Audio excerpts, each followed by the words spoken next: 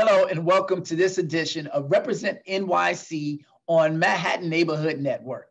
I am Assemblymember Al Taylor and I represent Harlem, Washington Heights, and Inwood in the New York State Assembly. Today on Represent NYC, we will be talking about ranked choice voting, how it will impact this June's primary elections, as well as New York City elections moving forward. This June's ballot will look a little different than what most New Yorkers are accustomed to seeing. In 2019, New Yorkers elected to use ranked choice voting in a ballot measure, and it passed with almost 75% support. Despite its popularity, many New Yorkers are still uncertain about what ranked choice voting is and what types of election use it and how to fill out a ranked choice ballot. Joining me today are several experts who will help us better understand ranked choice voting. Sean Dugar, the Education Campaign Program Director of Rank the Vote NYC, Juan Rosa, the Director of Strategic Partnership for NALEO Educational Fund, and Nicole Yearwood, founder of Educated Voter. Welcome to all of you. We will start with a presentation from Sean Dugar on ranked choice voting. Take it away, Sean. All right, so we'll start with a quick recap on the changes coming to local elections and how we got here. In 2009, there was a costly, low turnout runoff election held for public advocate and comptroller that prompted the debate over the use of runoff elections in New York City. In 2010, then council member Gail Brewer introduced the first ranked choice voting legislation. In 2010 and again in 2018, charter revision commissions met to explore changes to the city's charter, which is essentially the city's constitution. Both commissions heard about ranked choice voting. That 2018 commission held dozens of public hearings across the city and heard from hundreds and hundreds of voters and community organizations. So that 2018 commission voted 14-1 to place what became question 1 on the November 2019 ballot. And voters overwhelmingly, by nearly 75% of the vote, passed question 1 and implemented the first ranked choice voting elections in New York City. So why ranked choice voting and why now? We know that recently the city implemented term limits for council members, which has led to 32 open council seats this election cycle alone. Those 32 open council seats and the robust campaign finance system that the city offers has led to a wealth of diverse candidates. At last count, 411 people filing to run for office in the June primary. Under the previous voting system, those candidates would have risked splitting the vote and someone being elected who doesn't represent the diversity of New York City. Also under the previous system, a council member could be elected with as little as 20% of the vote. That means that 80% of voters voted for someone else and did not have their voice heard in the final results. That's bad for democracy and that's bad for governing. So ranked choice voting fixes that. So what's happening? What's changing? Starting this year, all local primary and special elections for city council, borough president, public advocate, comptroller, and mayor will be ranked choice voting elections. That means that you as a voter now have the option of ranking your top 5 favorite candidates in each race, including a write-in if you so choose. It also means that runoffs are eliminated and candidates need to win with at least 50% plus 1 of the vote. So here are some important dates to remember. The primary election is happening on Tuesday, June 22nd. The last day to register to vote is May 28th. If you've already registered to vote, the last day to change your address is June 2nd. Early voting runs from Saturday, June 12th through Sunday, June 20th, and polls are open from 6 a.m. to 9 p.m. So how do you think about ranking your candidates? We like to say the first choice is the candidate you love. It's the candidate you may volunteer for or contribute to, but at the very least, it's the candidate you're talking to your friends, your family, and your neighbors about. They're likely from your community. They share your values and your positions on issues. Similarly, your second choice is still someone who shares your values and your positions on issues, but they may not be from your community. Your third and your fourth choice are candidates who are not there necessarily with you on all of your issues, who may not share all of your values, but you still think would do a good job in office. And your fifth choice, may have historically been the candidate you may have had to hold your nose to vote for. They're definitely not your favorite, but they're definitely not a candidate that you hate, because no matter what form of voting we're using, never vote for a candidate you hate. And so here is an example of what your ballot is likely to look like. Here we see 4 contests on one ballot: mayor, public advocate, comptroller, and council member. You will see the candidates in rows and your options, your rankings, in columns. So you will go column by column, choosing your first choice candidate, your second choice, your third choice. So under ranked choice voting, the ranked choice process only kicks in if no candidate receives 50% plus 1 of first choice votes. However, if no candidate does receive 50% plus 1 of first choice votes, we go into the tabulation process, where the lowest vote getter has lost the race and is eliminated, and their votes are redistributed to whoever their voters chose as their next choice. So as is state law, the official winner will not be declared until all votes are counted. And so that brings us out until about 3 weeks after Election Day. Once all of that is done and the count is completed, the tabulation process takes about 30 seconds. And so once all of that is finished, the round by round totals will be released to the public in a nice visual format. So how should you think about your rankings, and why should you rank your vote? We like to say it gives you more choice and more power. More choice because the more candidates that you mark on the ballot, the longer your ballot works for you and the longer you have a say in the process. And more power because ranked choice voting forces candidates to reach out to every single voter. No longer can they be elected by just a small block or small subset of voters. Even if your favorite candidate doesn't win, you still have a say in who's elected. You can vote your conscience without worrying that you're wasting your vote. And ranking a second, third, fourth, or fifth choice never hurts your favorite candidate, that number 1, because it only kicks in if that person has already lost the race and been eliminated. So let's quickly go through some frequently asked questions before we wrap up. How many candidates do I rank?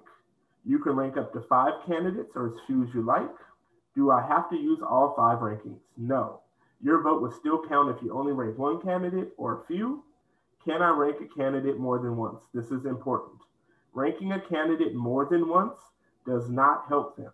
Why? Because your vote stays with that candidate until they've already lost the race and been eliminated.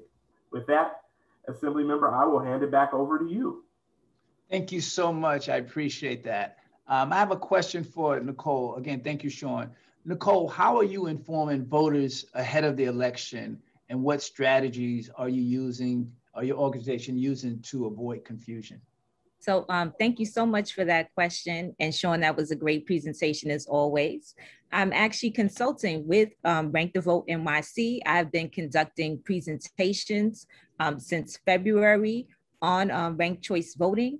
I've been fielding questions. Most recently, actually this weekend, there was a day of action. So I was literally on 125th Street and Lenox Avenue with a bullhorn and materials, a nice banner, letting people know that ranked choice voting is here, sharing information, 1-pagers on how to go about doing that, and then just being available. I've even done presentations by phone for seniors as well.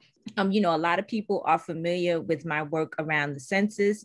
So they had called me starting in January to say, are you doing anything around RCV? And I said, of course, I'm going to be educating people about something that impacts our voting process during, an election cycle where our entire city government is about to turn over. Awesome. Thank you so much, Nicole. Juan, I have a question for you. How will this change or impact communities of color, and what is being done by your organization to reach out to these communities? Yeah, thank you so much, Assemblymember, for hosting this. This is a kind of activity that is going to help get the word out and educate voters, as Nicole was saying. So the proponents of ranked choice voting point to the fact that in certain places where ranked choice voting has been implemented, it has led to a more diverse set of elected officials. Specifically, they point out that more women have been elected in places like Minneapolis and Minnesota. And so that's a way that in which this new way of voting changes the outcomes of who is being represented. In terms of what we are doing, we're the NALEO Educational Fund, the National Association of Latino Elected and Appointed Officials. We do nonpartisan voter education, provide voter information via our hotline, 888-VEI-VOTA or 888-839-8682. It's a nonpartisan, nonprofit voter hotline that is available from 8 a.m. to 8 p.m. Eastern.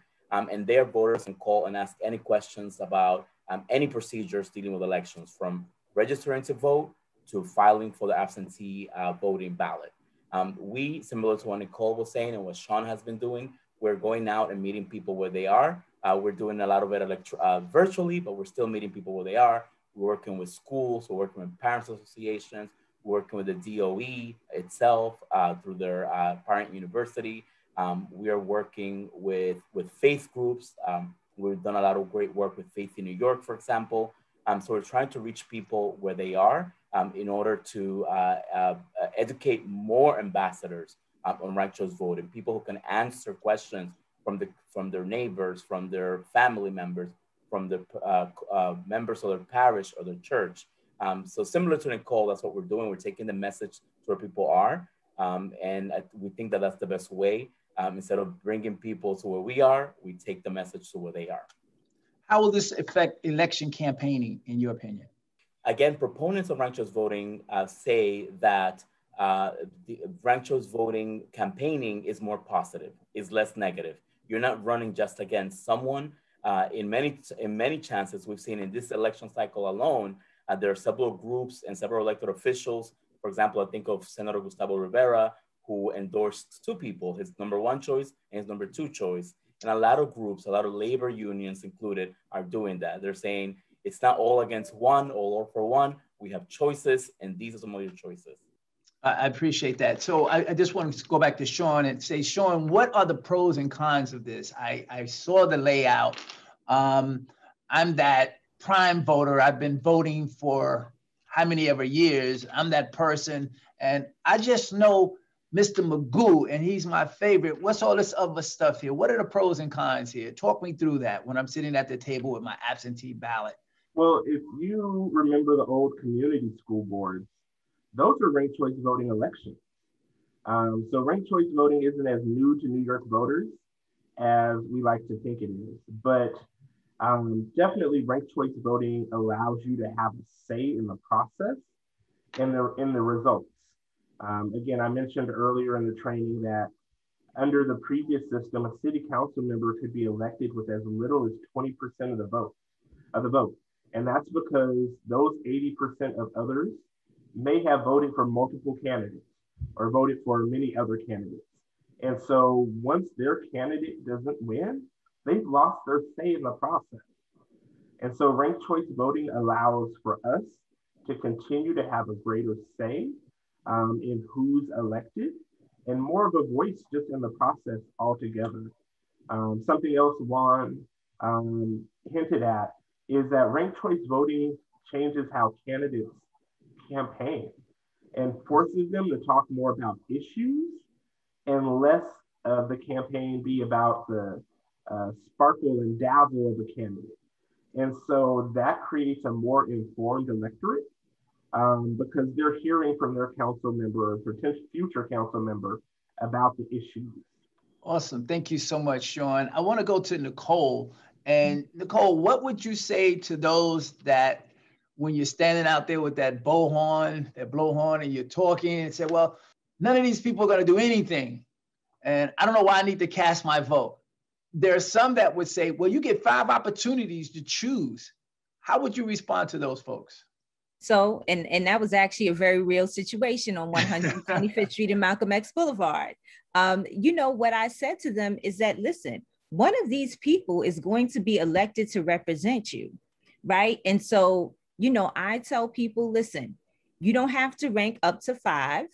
And then I also talk to them about the mathematics. So sometimes I'm able to appeal to them, by saying, listen, someone needs more than 50% to be elected now. Mm-hmm. So 9 times out of 10, when we have 10, 11, 12 people, we're going to go a couple of rounds. I said, so you want to stay in the game. And so our folks, we like to be, I said, you got to be in it to win it. You got to stay in the game. So in order to stay in the game and have your ballot be in play, you have to rank a few people.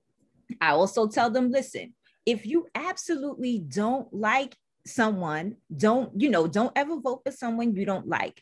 But then I also talk to them about the issues. And at educatedvoter.net, also nonpartisan information. I share that on social media and provide resources on our website. But I think we should talk about things like Elect NYC.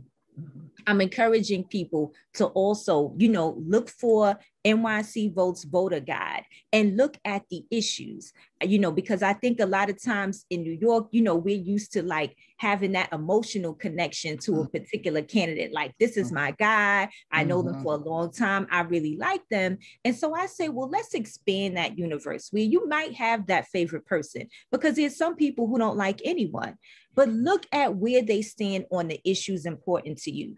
How do you feel about housing, criminal justice, things like transportation, and see where these candidates fall? And then that begins to open up a person's mind to say, I do have some concerns. I also mentioned, the times that we're in.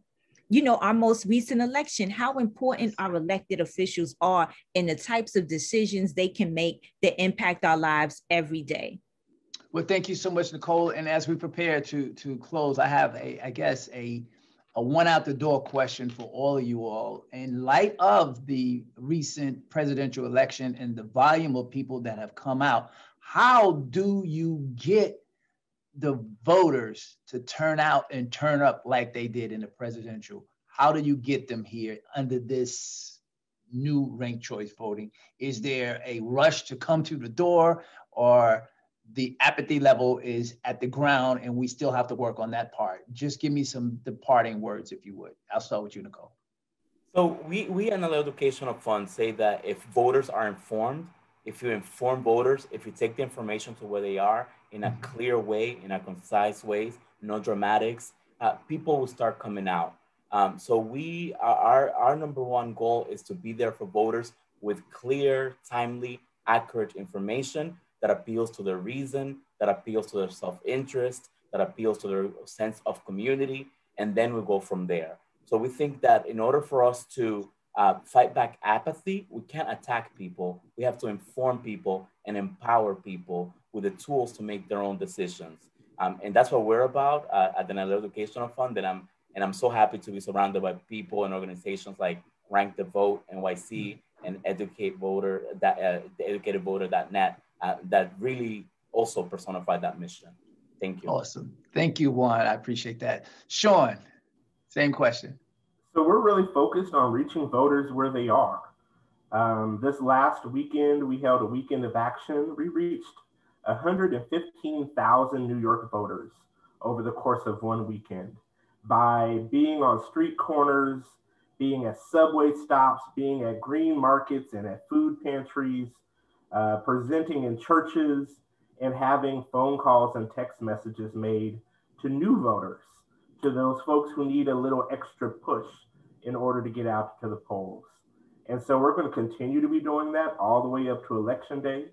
If anyone watching is interested in volunteering or getting more information, they can go to the website that's right next to me, rankthevotenyc.org. But yeah, we're focused on reaching everyone where they are, however we can. Let me ask this question. I've got a bunch of questions, but I don't know how much time I have, but let me ask this. Again, back to the presidential election that took place in, you look at 2020, November, we know at least, 150 million people voted. But prior to that election, there was a lot of communication. There's a lot of information that pushes that date. So a lot of people are aware of it. But digging back just a little bit further prior to that, we had the president talking about, and folks were looking at the number of judges that were being appointed that had been left vacant on so many levels. And for the first time, it seemed like people were starting to listen to the electoral process and what goes in and what happens when you don't get involved in it. Is there enough communication on the part of New York City, Department of Finances, that's out there pushing this narrative to say why ranked choice voting is important? And I certainly think the platform that we're on right now, but it seems like there's a lull and a disparity between what's happening on a national level in a city as big as New York that sets the tone for so much. This is like, it's like watching grass grow. It's so under the radar. How can we change that narrative collectively so that when voters go, and I think Nicole said it, and I also know Juan mentioned it, and I want to go back to Nicole to get that question in, but also, what is it that we need to do to crank it up so that it's important? So I would just say, raising awareness is important. People are still also thinking about COVID in the back of their minds, especially if they have children, the changes in their work situation, transition, working from home remotely, or maybe going back into the office, looking at what's going on with their children in education, perhaps also being unemployed. And so, number one, I think we should come in with an understanding of the landscape and what is it we're dealing with. Then the other piece is, though, putting it in a historical context. A lot of times people don't realize the importance of local elections in general. And so we've had a historically low turnout in New York City, where I believe we had like 24%. At one time, we had 14% turnout in New York City. And so, me personally, I've been working with a couple of people, just, we're going on Facebook Live or Instagram Live starting every week, every Tuesday, to just do something to raise awareness, about the fact that there is an election. Last week, we kind of did our first official live. And, the one before was informal, but I like to show people, listen, the Board of Elections, they're sending something to homes, right? And I said, make sure that you open these mailings and read it. Anything from the Board of Elections is about voting, anything. So I always tell people, I try to let them know what's coming to them instead of putting the onus on them to seek information, because I know, we're in the trenches, we're steeped in this stuff, and we're doing it all the time and every day. And so what I've been trying to do is show people exactly where they can go to get information and help them to kind of start to listen out for election information. And then, of course, I don't know when this is going to be showing, but letting people know, listen, we're 7 weeks away, we're 5 weeks away from Election Day. Letting them know now we have a primary in June as opposed to September. So it's really about figuring out creative ways to get that awareness, get that conversation out there. Just thinking about other elections, we kind of have this emotional thing, right? Like people wanted to vote, they had like a real passion and reason. And so you saw the increase in turnout. And it's also kind of like, how do we replicate that, on a local level? And for me, I think it's creating a sense of urgency around the fact that this is our entire local city government that is about to change. And we are the greatest city in the world. So we should kind of care about who's going to run it.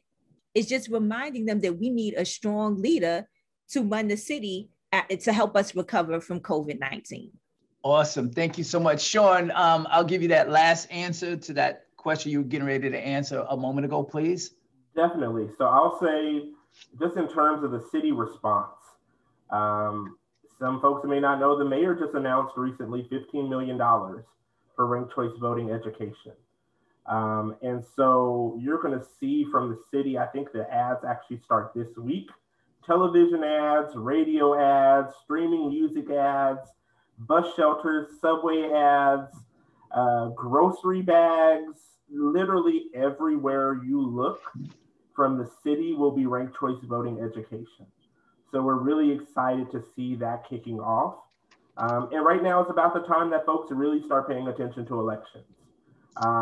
So, Everyone is like, oh, it should have been 4 months ago. People weren't paying attention to elections 4 months ago.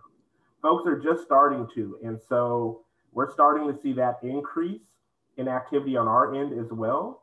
You know, we have partnerships with the Food Bank for New York and with Meals on Wheels and with City Harvest. So anyone who gets meal deliveries from any of those services or meals will be getting ranked choice voting education materials. Well, thank you again. I appreciate that, Sean.